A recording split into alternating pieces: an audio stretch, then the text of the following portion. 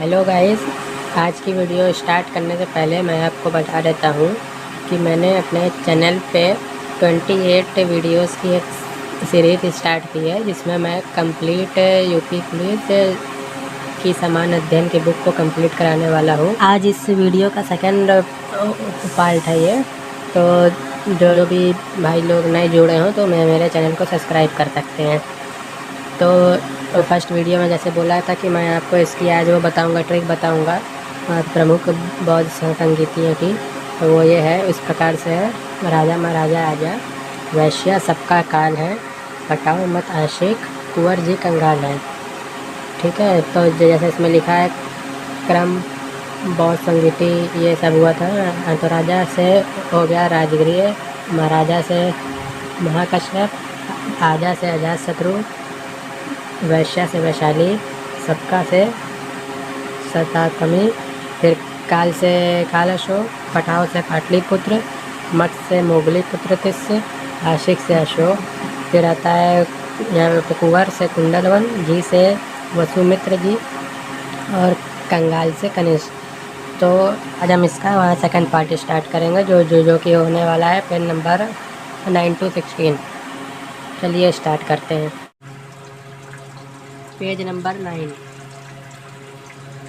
तृतीय बौद्ध संगीति। स्थान पाटलिपुत्र, समय 251 ईसा पूर्व, अध्यक्ष मोगलीपुत्र तिस्य, शासनकाल अशोक। उद्देश्य संघ भेद के विरुद्ध कठोर नियमों का प्रतिपादन करके बौद्ध धर्म को स्थायित्व प्रदान करने का प्रयत्न किया गया तथा तीसरा पिटक अभिधम पिटक जोड़ा गया। चतुर्थ बौद्ध संगीति। स्थान कश्मीर के कुंडलवन, समय लगभग ईसा की प्रथम शताब्दी, अध्यक्ष वसुमित्र एवं अश्वघोष, उपाध्यक्ष। शासनकाल कनिष्क। उद्देश्य बौद्ध धर्म को दो संप्रदायों हीनयान तथा महायान में विभाजन किया गया। और जो अभी मैंने आपको पढ़ाया, इससे दो क्वेश्चन पूछे जा सकते हैं।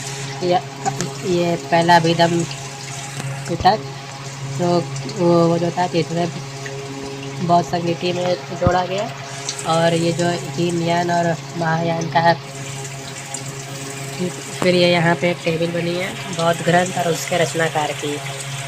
तो वो बौद्ध ग्रंथ है मिलिंद, जिसके रचनाकार है नागसेन।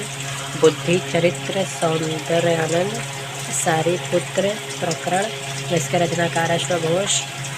मध्यम कारिका नागार्जुन, विष्णुदिम्मद, बुद्ध घोष, अभिधम घोष के रचनाकार हैं वसुबंधु। बौद्ध धर्म की लोकप्रियता का कारण।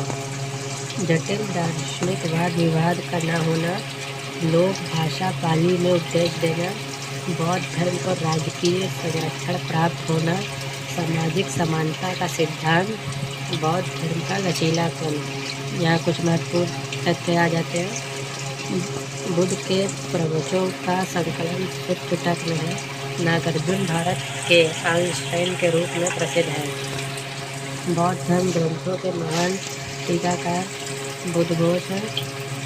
बुद्ध के पूर्व जन्म की कथाएं पिटक में वर्णित है। बुद्ध के पूर्व जन्म की कथाओं को जातक कथाएं कहा जाता है। बौद्ध धर्म का सबसे प्राचीन संप्रदाय थेरवाद है। फिर यहाँ एक टेबल आ जाती है कि किस संप्रदाय के कौन संस्थापक रहे। तो आजीवक संप्रदाय के मोक्षिल घोषाल, घोर आक्रियावादी के पूरन कश्यप, अच्छेदवादी के अदीब के स्कंदन, नित्यवादी के पकुघटायन, संदेहवादी के संजय देवदूत।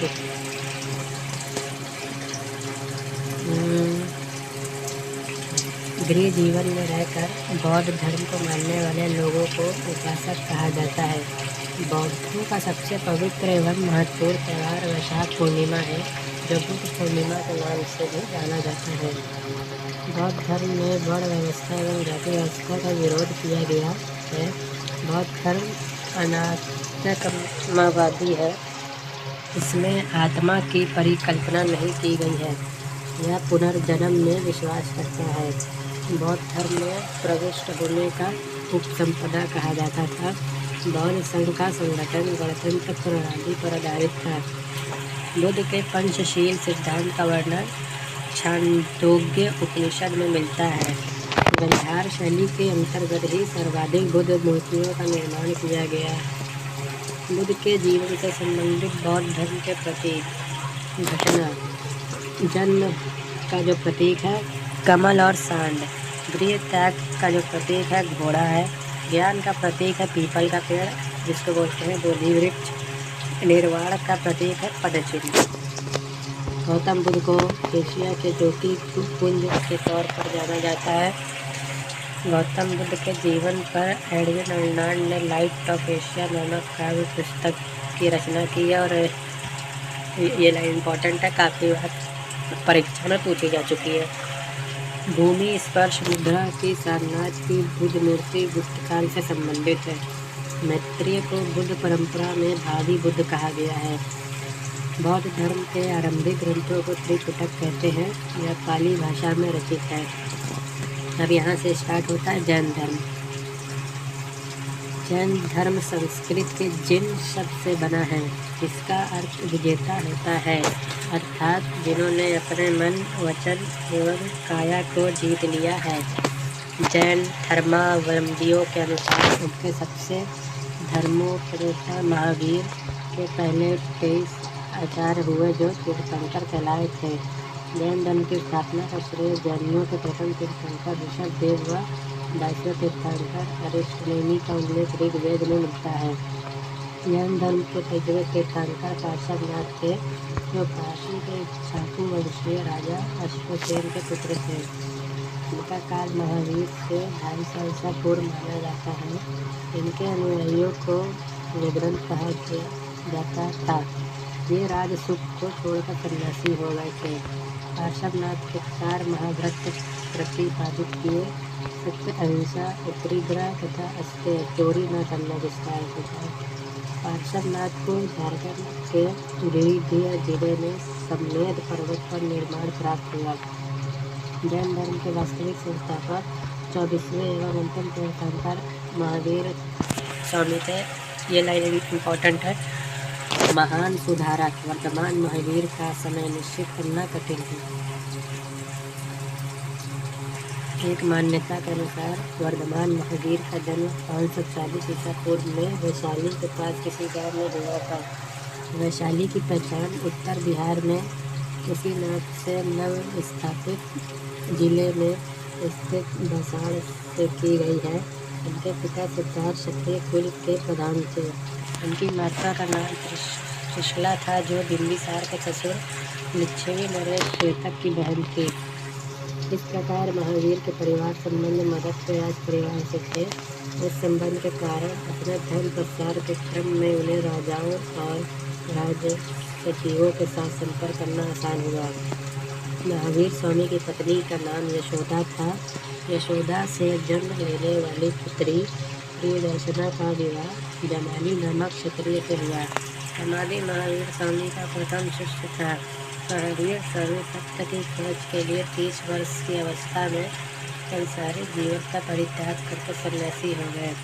12 वर्ष तक लगातार कठोर तपस्या एवं साधना के बाद 42 वर्ष की अवस्था में महावीर को दिल्ली के समीप रिजू पादिका नदी के किनारे साल वृक्ष के नीचे कैवल्य प्राप्त हो गया। कैवल्य प्राप्त हो जाने के बाद महावीर स्वामी जिन कहलाए और उनके अनुयायी जैन कहलाए।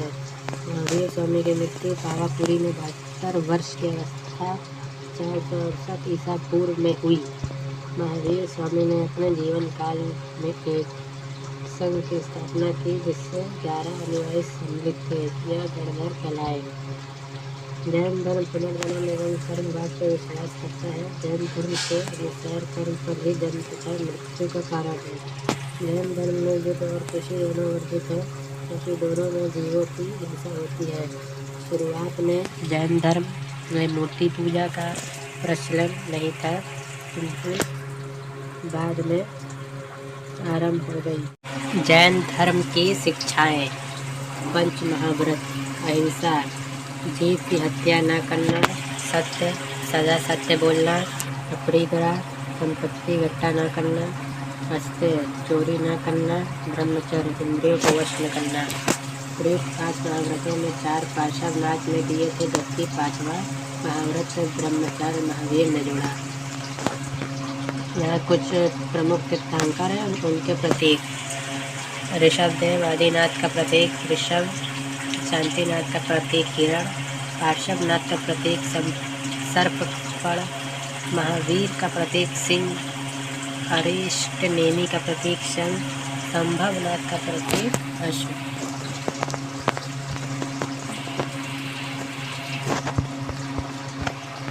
फिर यहाँ लिखा है जैन ग्रंथ और उनके रचनाकार। तो कल्प सूत्र को लिखा है बर्दबाहु ने, परिशिष्ट पर्वन को हेमचंद्र ने, स्यादवाद मंजरी मल्लीसेन ने, द्रव्य संग्रह नेमीचंद्र ने, प्रवचन सार कुंद ने, श्लोक वर्तित विधान स्वामी, नयावतार सिद्धसेन दिवाकर, तथ्यवार्थ सूत्र उमा स्वामी। ऐसे इम्पोर्टेंट नहीं था, लेकिन मैंने इसको आपके लिए रीड कर दिया। महामस्तकाभिषेक जैन धर्म का एक महत्वपूर्ण उत्सव है। महावीर स्वामी की मृत्यु के पश्चात सुधर्मन जैन संघ का प्रथम अध्यक्ष बना। खजुराहो के मंदिर हिंदू धर्म और जैन धर्म से संबंधित है। जैन धर्म में अशोक के पौत्र संपत्ति को जैन मत का संरक्षक बताया गया है। यह उज्जैन का शासक था, जिसके कारण उज्जैन धर्म का प्रमुख केंद्र बन गया। और यहाँ से स्टार्ट होता है चंद्रगुप्त मौर्य के बारे में। चंद्रगुप्त मौर्य चाणक्य की सहायता से अंतिम नंदवंशी शासक धनानंद को पराजित कर 322 ईसा पूर्व में मगध के गद्दी पर बैठा। चंद्रगुप्त मौर्य के दरबार में सेल्यूकस का राजदूत मेगस्थनीज आया था। भारत में रहकर मेगस्थनीज ने इंडिका नामक पुस्तक की रचना की। कौटिल्य चाणक्य ने भारत राजनीति की पुस्तक अर्थशास्त्र की रचना की। चंद्रगुप्त मौर्य जैन धर्म को मानने वाला था। चंद्रगुप्त मौर्य ने 258 ईसा पूर्व में उपवास लेखन प्रथा द्वारा शरीर को त्याग किया। ये चंद्रगुप्त मौर्य बहुत इम्पोर्टेंट है, आ चुका है, इससे क्वेश्चन आने की चांसेस बहुत रहती है। बिंदुसार चंद्रगुप्त मौर्य के बाद बिंदुसार गद्दी पर बैठा, जो 298 ईस्वी पूर्व में अंगद की राजगद्दी पर बैठा था। बिंदुसार अमित्र घाट के नाम से भी जाना जाता है। सीरिया के शासक एंटियोकस प्रथम ने डाइमेकस को राजदूत के रूप में बिंदुसार के दरबार में भेजा। मिस्र के शासक ताम्रलिप्त फिलडेल्फस ने भी डायोनिसियस नामक राजदूत बिंदुसार के दरबार में भेजा। अशोक बिंदुसार का पुत्र था। अशोक का राज्याभिषेक 269 ईसा पूर्व में हुआ था। इससे पहले अशोक उज्जैन का राज्यपाल था। अशोक को उसके अभिलेखों में से देवनाम त्रयोदशी की उपाधि दे दी गई। ये लाइन बहुत इम्पोर्टेंट है। फिर आता है अशोक के नाम उल्लेख मास्की, गुर्जरा, निट्टर तथा उदगेलम अभिलेख में मिलता है। पुराणों में उसे अशोकवर्धन तथा दीपवंश में करमोली कहा गया है। अशोक के अभिलेखों को सर्वप्रथम जेम्स विल्सन ने पढ़ा था। अशोक ने राज्याभिषेक के 8वें वर्ष लगभग 261 ईसा पूर्व में कलिंग पर आक्रमण किया था। अशोक के 13वें अभिलेख में कलिंग युद्ध के बारे में विस्तृत जानकारी मिलती है। अशोक शुरुआत में ब्राह्मण धर्म का अनुयायी था, परंतु बाद में बौद्ध धर्म का अनुयायी बन गया। परंतु राजतरंगड़ी के अनुसार अशोक शैव धर्म का अनुयायी था। अशोक ने आजीविकाओं को रहने हेतु बराबर की पहाड़ियों में 4 गुफाओं का निर्माण करवाया था।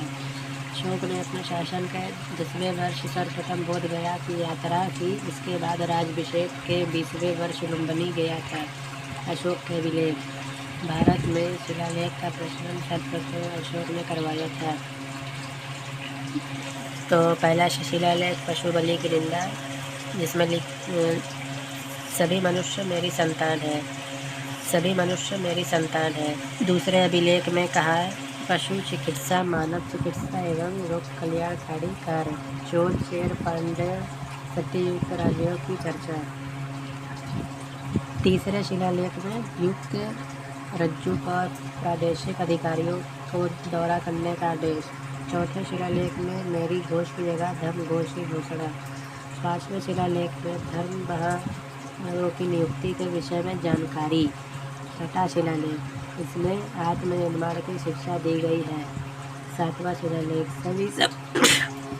सभी संप्रदायों के लिए सही सुरक्षा। आठवां शिलालेख, सम्राट की धर्म यात्राओं का उल्लेख। नवां शिलालेख, धर्म समारोह की चर्चा। 10वां शिलालेख, धर्म नीति के श्रेष्ठता पर बल। 11वां शिलालेख, धर्म नीति की व्याख्या। 12वां शिलालेख, स्वर धर्म समभाव एवं स्त्री महामात्र की चर्चा। 13वां शिलालेख, कलिंग युद्ध का वर्णन। के शिलालेख को याद करने की ट्रिक है, यूट्यूब पे सर्च कर लीजिए। फिर आ जाते हैं मौर्य प्रशासन की तरफ। इसमें लिखा है एक साइड अध्यक्ष, एक साइड उनके संबंधित विभाग, तो इसको अपने आप पढ़ लीजिएगा। फिर आता है गुप्त वंश। गुप्त वंश का संस्थापक श्री गुप्त था, जिसने महाराज की उपाधि धारण की थी। चंद्रगुप्त प्रथम ने ही गुप्त वंश को एक साम्राज्य की प्रतिष्ठा प्रदान की। इन्हें एक नए संवत गुप्त संवत चलाने का भी श्रेय दिया जाता है। चंद्रगुप्त प्रथम गुप्त शासकों में पहला शासक था जिसने चांदी के सिक्के चलाए थे।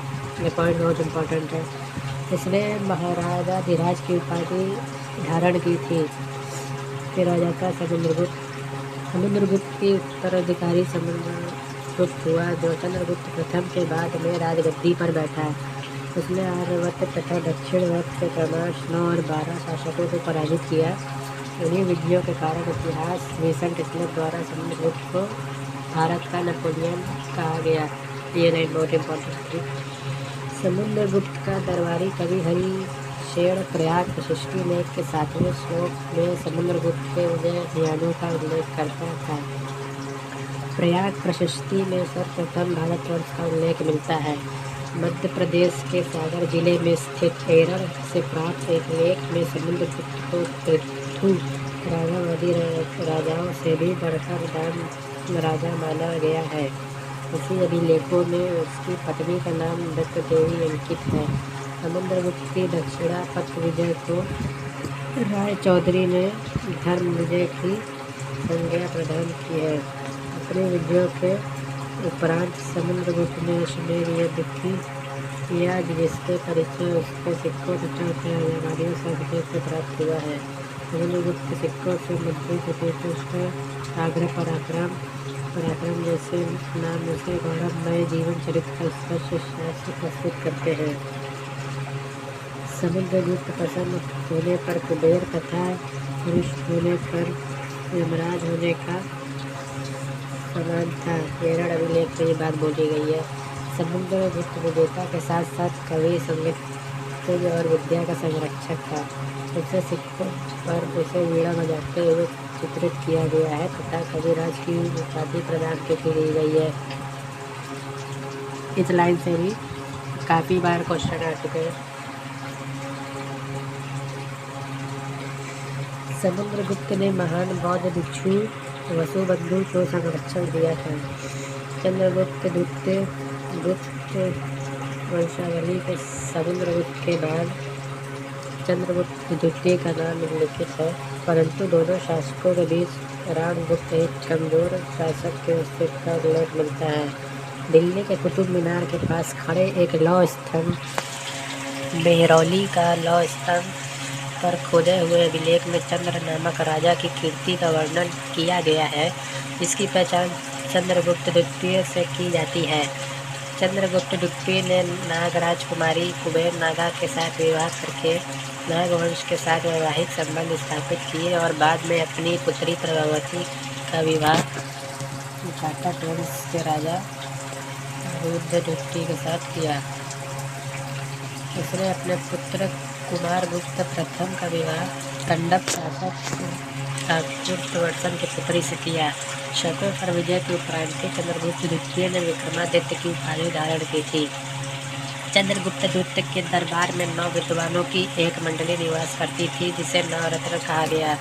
इसमें कालिदास, धन्वंतरि, षडंग, समरसेन, शंकु, विटाल भट्ट, भट्टकर्पर, वराहमिहिर और वररुचि जैसे विद्वान थे। उसने शासनकाल में चीनी यात्रा फाहियान भारत आया है।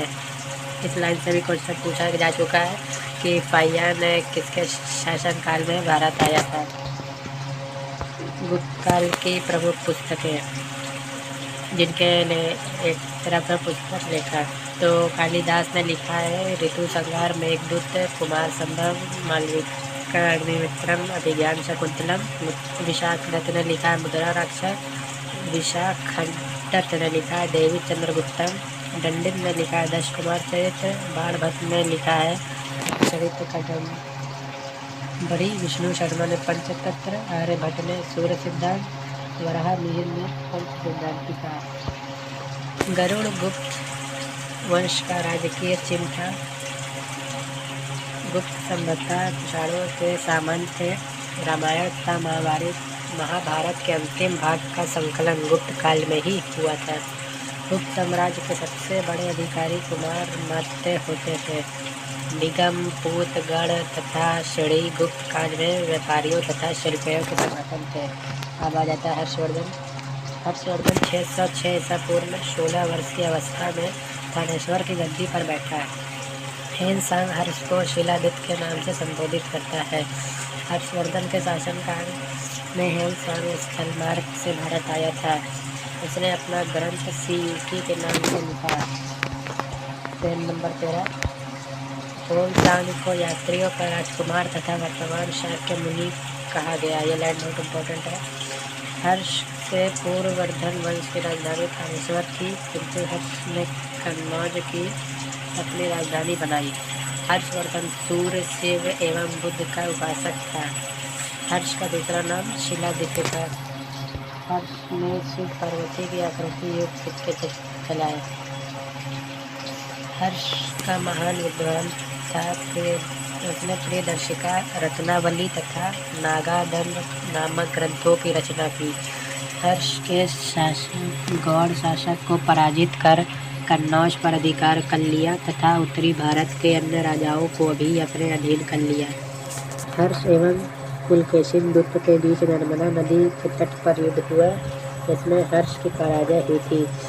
एहोल अभिलेख में इस युद्ध का अभिलेख मिलता है। पुलकेशिन गुप्त चालुक्य वंश का प्रतापी शासक था। हर्ष ने कश्मीर पर आक्रमण कर वहां से भगवान बुद्ध का नाथ कन्नौज के निकट सगराराम में स्थापित किया। हर्षवर्धन ने एक विशाल साम्राज्य की स्थापना की थी। इसकी सीमाएं उत्तर में हिमाचल पर्वतों तक, दक्षिण में नर्मदा नदी के तट, पूर्व में गंजाम तथा पश्चिम में वल्लभी तक विस्तृत थी। हर्ष का साम्राज्य संगठन पर आधारित था। राज्य प्रशासनिक सुविधा के लिए ग्राम, विषय, भक्ति राष्ट्र में विभाजित था। भक्ति का तत्व प्रांत से था। विषय जिले के समान था। शासन की सबसे छोटी इकाई ग्राम थी। न्याय व्यवस्था का सर्वोच्च अधिकारी सम्राट था। हेनसांग के अनुसार राज्य में कानून व्यवस्था अच्छी नहीं थी। राज्य में अपराध के लिए कठोर दंड का प्रावधान था। इस काल में सर्वाधिक आय भूमि से होती थी। भौतिक कर वसूलने वाला पुष्कपाल जमीन का हिसाब रखने वाला पंचायत का अधिकारी था। उपज का छठा भाग राजस्व के रूप में वसूल किया जाता है। हर्ष के समय नालंदा विश्वविद्यालय महायान बौद्ध धर्म की शिक्षा का मुख्य केंद्र था।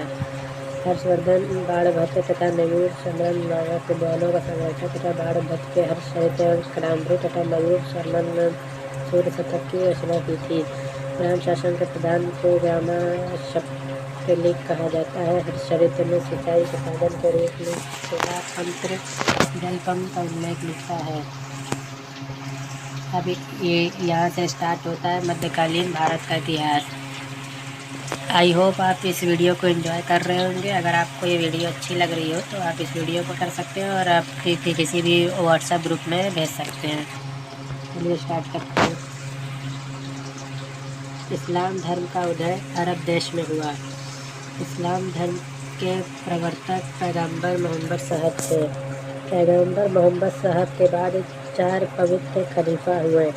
इन सभी खलीफाओं को राजधानी मदीना थी। तुर्क मध्य एशिया की खाना देश जनजाति थी। अल्पतगीन ने तुर्कों के प्रथम स्वतंत्र राज्य की स्थापना की। अल्पतगीन राजधानी के गजनी थे। अल्पतगीन के बाद सुब्तगीन शासक बना। महमूद गजनवी सुल्तान की उपाधि धारण करने वाला पहला मुस्लिम शासक था। महमूद का भारत में प्रथम आक्रमण 1000 ईसा पूर्व में हुआ। 12वीं शताब्दी में गौर वंश का उदय हुआ। मोहम्मद गौरी का पहला आक्रमण 1175 ईस्वी में मुल्तान पर हुआ। 1191 ईस्वी में तराइन का प्रथम युद्ध मोहम्मद गौरी और पृथ्वीराज चौहान के बीच हुआ। इस युद्ध में मोहम्मद गौरी पराजित हुआ। 1192 ईसा पूर्व में तराइन के द्वितीय युद्ध में पृथ्वीराज पराजित हुआ। 1194 ईस्वी में गौरी के कन्नौज पर आक्रमण किया तथा चंदावड़ के युद्ध में मोहम्मद गौरी का जयचंद पर पराजित हुआ और मारा गया। यह टेबल है मोहम्मद गौरी के सेनापति द्वारा विजय क्षेत्र, जिसमें पहला कुतुबुद्दीन ऐबक, दूसरा है बख्तियार खिलजी। मोहम्मद गौरी ने सर्वप्रथम कुतुबुद्दीन ऐबक को हासिल का हिस्सा प्रदान किया था। गौरी की मृत्यु के बाद कुतुबुद्दीन को भारतीय प्रदेशों का प्रतिनिधित्व शासक नियुक्त किया गया। अब यहाँ से दिल्ली सल्तनत स्टार्ट होता है।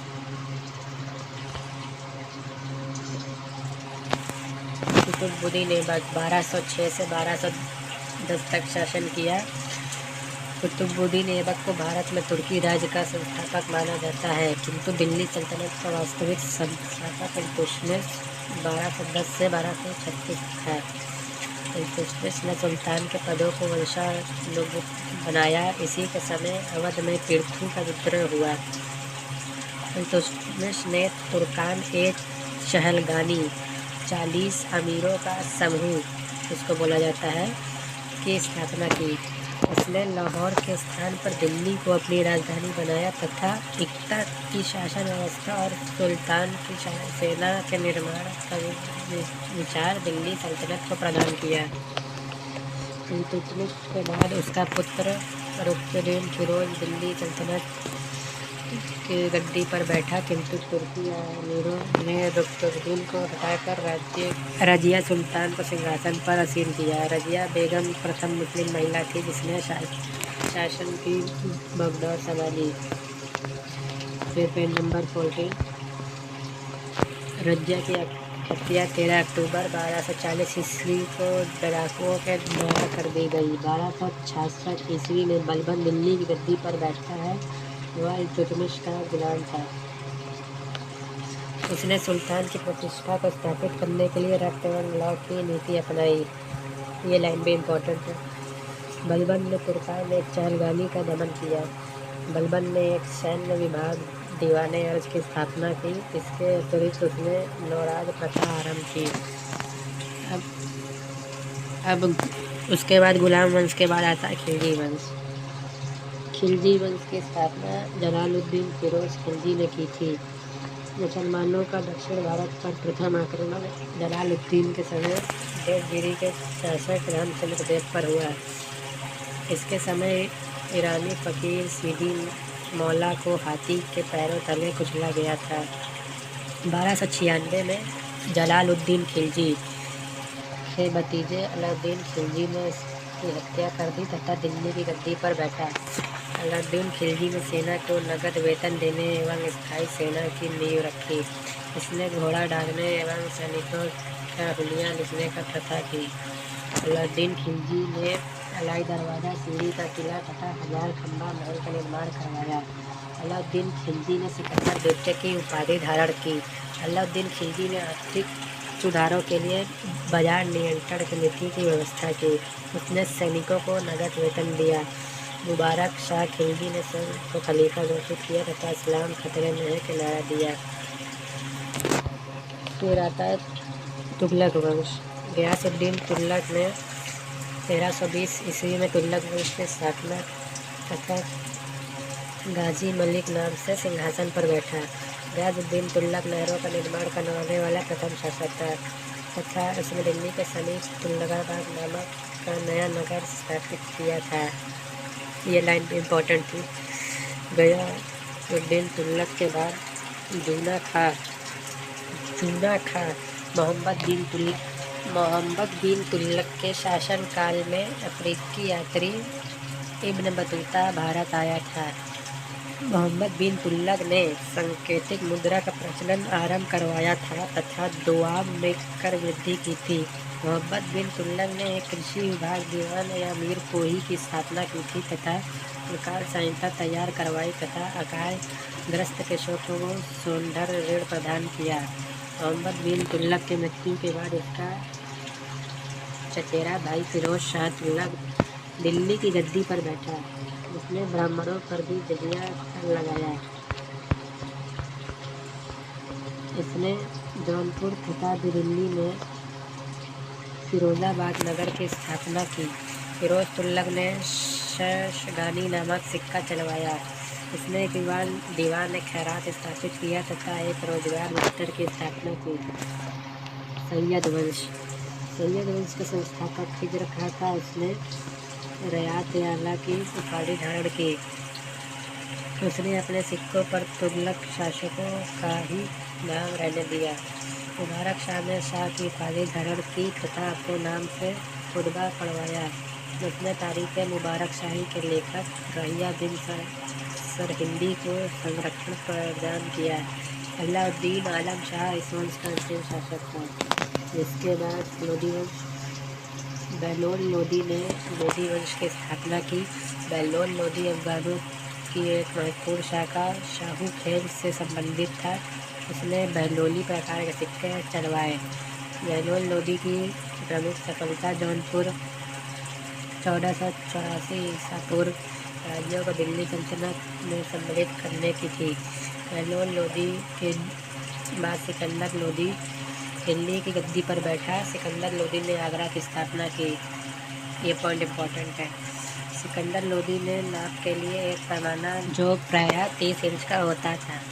सिकंदर लोदी के स्वयं के आदेश में आयुर्वेदिक ग्रंथ का फारसी में अनुवाद करवाया जिसका नाम फरह सिकंदरी रखा गया। वह गुलरुखी उपनाम से फारसी में कविताएं भी लिखता था।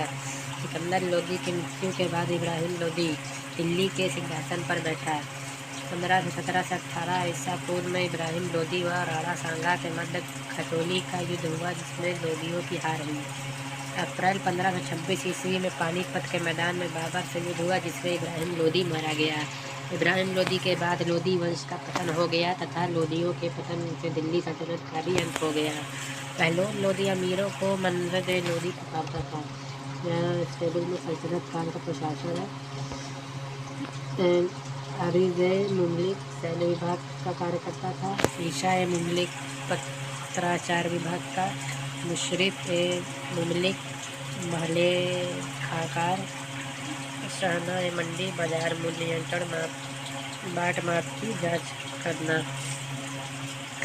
मुहतसिब लोगों के आचरण की जांच करना। काजी-उल-कुजात न्याय विभाग का प्रमुख था। Page number 15।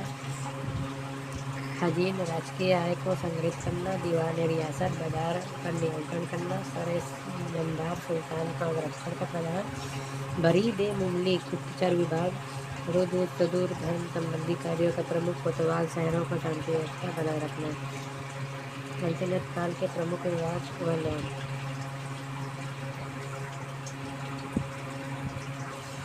दीवाने रिसालत विदेश विभाग, दीवाने ईशा पत्रकार विभाग, दीवाने मुफ्तराज राजस्व विभाग, दीवाने बंदगान विकास विभाग, दीवाने खैरात दान विभाग, दीवाने वजीर विभाग, दीवाने अरीज सैन्य विभाग, दीवाने पेंशन विभाग।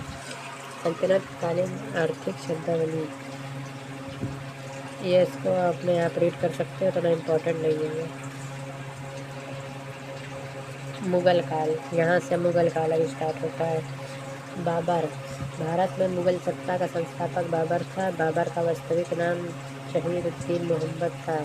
बाबर के पिता तैमूर वंश और माता मंगोल वंश की थी। बाबर का जन्म 14 फरवरी 1483 ईसा पूर्व को फरगना में हुआ था। बाबर का भारत के विरुद्ध किया गया प्रथम अभियान 1518 से 1519 में यूसुफजाई जाति के विरुद्ध था। इस अभियान में बाबर ने बाजौर और धीरा किले पर अपना अधिकार किया। अप्रैल 1526 ईसा पूर्व बाबर ने इब्राहिम लोदी से पानीपत का प्रथम युद्ध लड़ा, जिसमें इब्राहिम लोदी मारा गया। इस युद्ध में बाबर ने पहली बार तुलगमा युद्धि पद्धति का प्रयोग किया। इस युद्ध में तोपों को सजाने में उस्मानी पद्धति का प्रयोग किया गया था।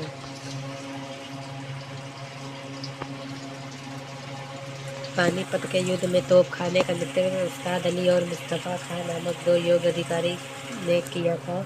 मार्च 1527 ईस्वी में बाबर तथा राणा सांगा बीच खांडवा का युद्ध लड़ा गया। इस युद्ध में बाबर ने जिहाद का नारा दिया। जनवरी 1528 ईस्वी में चंदेरी के शासक मेदिनी राय और बाबर के बीच चंदेरी का युद्ध लड़ा गया। 1529 में बाबर ने घाघरा का युद्ध में महमूद लोदी को पराजित किया। और इसको याद करने की ट्रिक भी है, मैं अभी आपको बता दूंगा। हुमायूं 30 दिसंबर 1530 ईस्वी को 22 वर्ष की आयु में हुमायूं का अभिषेक किया गया। हुमायूं ने 1531 ईस्वी में कलिंगर के शासक प्रतापरुद्र पर अपना पहला आक्रमण किया। 29 जून 1539 ईस्वी को हुमायूं एवं शेर शाह के बीच चौसा का युद्ध हुआ, जिसमें हुमायूं पराजित हुआ। आगरा और दिल्ली पर शेर शाह का अधिकार हो जाने के बाद हुमायूं सिंध होता हुआ ईरान के शाह के पास चला गया। 1555 ईस्वी में अफगान सेना और मुगल सेना के बीच सरहिंद का युद्ध हुआ। अफगान सेना का नेतृत्व सुल्तान सिकंदर सूर एवं मुगल सेना का नेतृत्व बैरम खान ने किया। इस युद्ध में अफगानी की पराजय हुई। सरहिंद की विजय के पश्चात 1555 ईस्वी में एक बार पुनः दिल्ली के तख्त पर हुमायूं को बैठने का सौभाग्य मिला। हुमायूं के दूसरी बार बादशाह बनने के लिए एक साल बाद जनवरी 1556 ईस्वी में दीप पन्हा के पुस्तकालय की सीढ़ियों से गिरने के कारण उसकी मृत्यु हो गई। अब आते हैं अकबर द ग्रेट। अकबर का राज्याभिषेक अल्पमस्तक में ही 14 फरवरी 1556 ईस्वी को पंजाब के कालानौर नामक स्थान पर हुआ। अकबर के बचपन का नाम जलाल था। अकबर का शिक्षक का नाम अब्दुल लतीफ था। 1556 से 1560 ईस्वी तक बैरम खान ने अकबर का प्रशासन में संरक्षण किया। बैरम खान की ईमानदारी के कारण उसे खाना की उपाधि से सम्मानित किया गया। 5 नवंबर 1556 में अकबर और हेमू के बीच पानीपत का द्वितीय युद्ध हुआ, जिसके हेमू पराजित हुआ। फलतः अकबर को दिल्ली व आगरा का शासक घोषित किया गया। हेमू विक्रमादित्य की उपाधि धारण करने वाला भारत का 14वां शासक था। अकबर ने 1500 ईसा पूर्व दास प्रथा, 1563 में तीर्थ यात्रा कर तथा 1564 में जजिया कर को समाप्त कर दिया था। इम्पोर्टेंट लाइन थी। ये है आज का लास्ट और पेज नंबर 16। 1567 में अकबर ने चित्तौड़ के किले पर घेरा डाला। चित्तौड़ का राजा उदय सिंह भाग खड़ा हुआ। अकबर ने चित्तौड़ विजय के उपलक्ष्य में फतहनामा जारी किया था। अकबर ने गुजरात विजय की स्मृति में फतेहपुर सीकरी में बुलंद दरवाजा बनवाया था। अकबर ने धार्मिक विषयों पर वाद विवाद के लिए 1575 में एक इबादत खाना की स्थापना की। 1579 ईस्वी में अकबर ने महजरनामा की घोषणा की। महजर नामक दस्तावेज का प्रारूप शेख मुबारक ने तैयार किया। 1582 ईस्वी में अकबर ने सभी धर्मों का सामंजस्य स्थापित करने के लिए हयात इलाही या दीन इलाही नामक एक नया धर्म प्रवर्तित किया। सूफी मत में आस्था जताते हुए अकबर ने चिश्ती संप्रदाय को आश्रय दिया। वह शेख सलीम चिश्ती का परम भक्त था। 1583 ईस्वी में अकबर ने एक नए कैलेंडर इलाही संवत को जारी किया। अकबर के दरबारी जनरल अब्दुल फजल ने अकबरनामा ग्रंथ की रचना की। 4 बाग बनाने की प्रथा अकबर ने शुरू की। अकबर वाद्य यंत्र नगाड़ा बजाने का शौकीन था। अब अकबर के बाद आते हैं जहांगीर। जहांगीर का जन्म अगस्त 1569 ईस्वी में शेख सलीम चिश्ती के आशीर्वाद से मरियम के गर्भ से हुआ था। अक्टूबर 1605 ईस्वी में अकबर की मृत्यु के बाद सलीम नूरुद्दीन मोहम्मद जहांगीर बादशाह गादी की उपाधि से मुगल साम्राज्य का शासक बना। नूरजहां जहांगीर की पत्नी थी। इन दोनों का विवाह 1611 ईस्वी में हुआ था। नूरजहां के बचपन का नाम मेहरुन्निसा था। जहांगीर ने आगरा के किले पर न्याय की जंजीर लगवाई। जहांगीर ने 1602 ईस्वी में वीर सिंह बुंदेला द्वारा अबुल फजल की हत्या करवा दी। जहांगीर ने 1612 ईस्वी में पहली बार रक्षाबंधन का त्यौहार बनाया और अपनी कलाई पर राखी बंधवाई। जहांगीर के शासनकाल में 1628 ईस्वी में शहजादा खुर्रम शाहजहां के विद्रोह को महमूद खान ने दबाया। जहांगीर ने सूरदास को संरक्षण दिया और उसी के संरक्षण में सूर सागर की रचना हुई। जहांगीर के शासन काल में सर टॉमस रो सम्राट जेम्स का दूत बनकर भारत आया। ये पॉइंट बहुत इम्पोर्टेंट है। नूरजहां की बासमत बेगम ने एक खाना बनाने की विधि का आविष्कार किया था। शाहजहां का जन्म लाहौर में 1592 ईस्वी को मारवाड़ के राजा उदय सिंह की पुत्री जोधा भाई के गर्भ से हुआ था।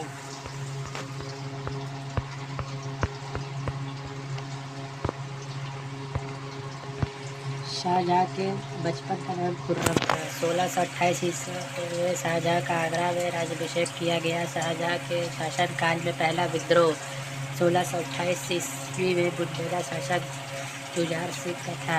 मोहम्मद सैयद को बोलते हैं मीर जुमला ने शाहजहां को कोहिनूर हीरा भेंट किया था। ये पॉइंट इम्पोर्टेंट था। अपनी बेगम मुमताज महल की याद में शाहजहां ने आगरा में ताजमहल का निर्माण करवाया। 1628 ईस्वी में शाहजहां ने राजधानी को आगरा से दिल्ली स्थानांतरित किया। शाहजहां ने उससे मृतक लाल खां को गुरु समुद्र की उपाधि प्रदान की। शाहजहां के पुत्रों से दारा शिकोह सर्वाधिक विद्वान था। उसने फिर अकबर नाम से उपनिषदों का फारसी में अनुवाद कराया था। दारा एवं औरंगजेब के बीच 15 अप्रैल 1658 ईस्वी में खरबट का युद्ध हुआ।